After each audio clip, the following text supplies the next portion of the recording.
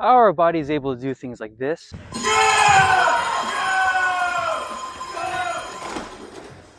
this, and even this.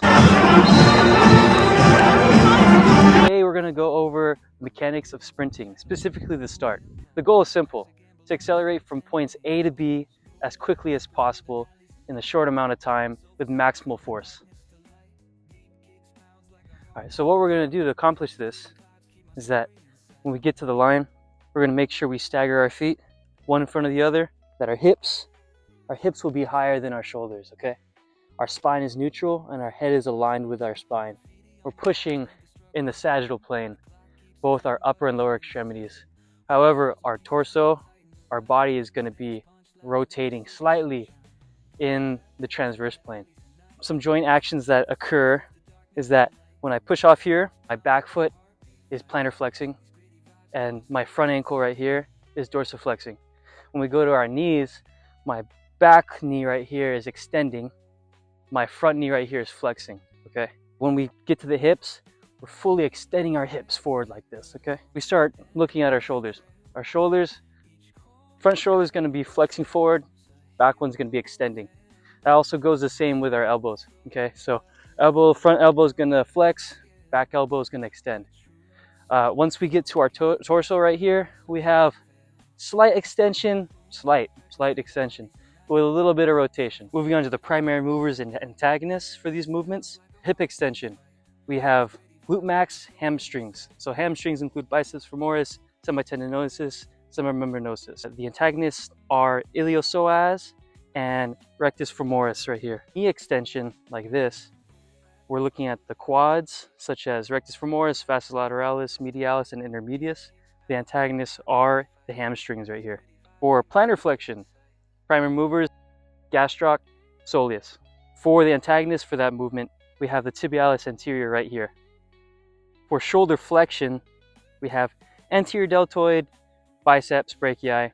For the antagonists, posterior deltoid, lats.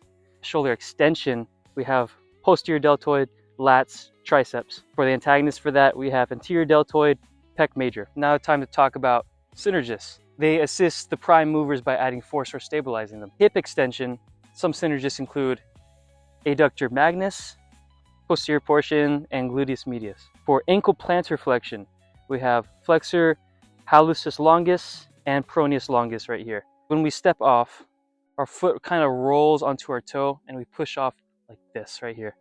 So all these peroneals are going to be contracting. For shoulder movements, we have rotator cuff, which is usually stabilizers, and our traps. Time to talk about lever systems.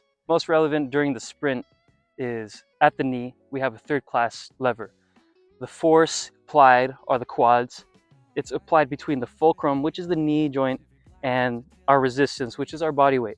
For the ankle, that's a second class lever. That's a ball and foot is the fulcrum. The resistance is our body weight, and our gastroc or soleus right here produces the force. For our hip, we have a third class lever.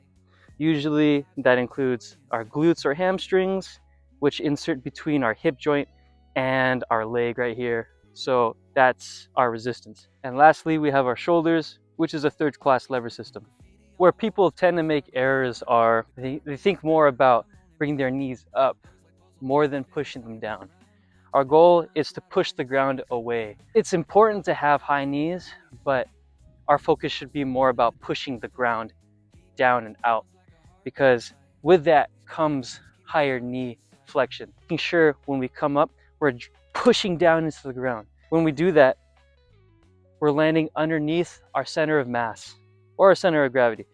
We push away. We're not trying to push it in front of us or behind us. That can cause injury, such as like a hamstring pull if we push in front of us. People tend to forget is that we're coming out at an angle. A lot of people like to come up when they sprint. We need to keep an angle when we run forward. We're trying to go forward, not trying to break our angle too soon. Not until we get to the middle portion of our race where we start to come up, or a little sooner than that. Now this ankle could be between 40-45 degrees. It really depends on the person. We really should talk about is extending our hips. I know we emphasize a lot about that, but we gotta make sure we don't overextend our hips, because if we do and we come out, it's gonna make us collapse, you know? So what we're gonna wanna do is have slight hip extension, but make sure our core is tight when we do that. So we're kind of at this neutral pelvis right here, you know? I have to emphasize the importance of driving our arms through.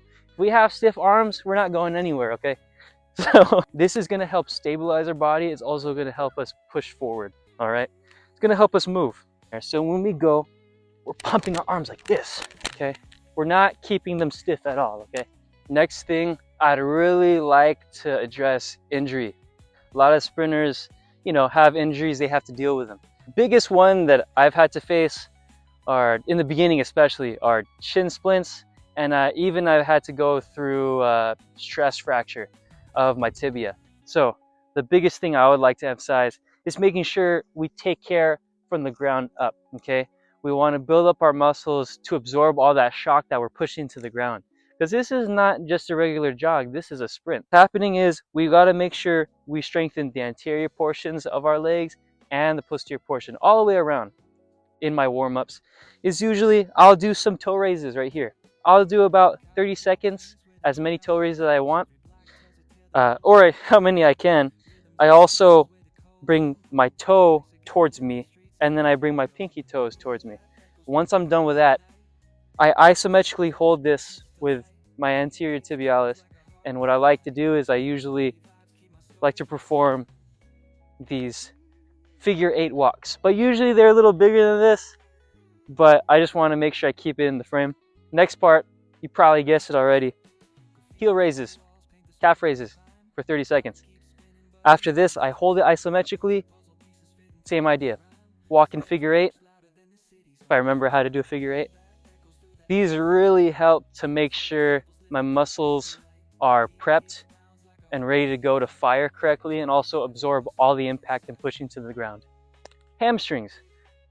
We all know what they are, and we all feel them every time someone pulls something, okay? And it sucks. So some exercises I like to do are RDLs, isometric hamstring holds. And for our knees, we're gonna want to toe holds, banded lean backs.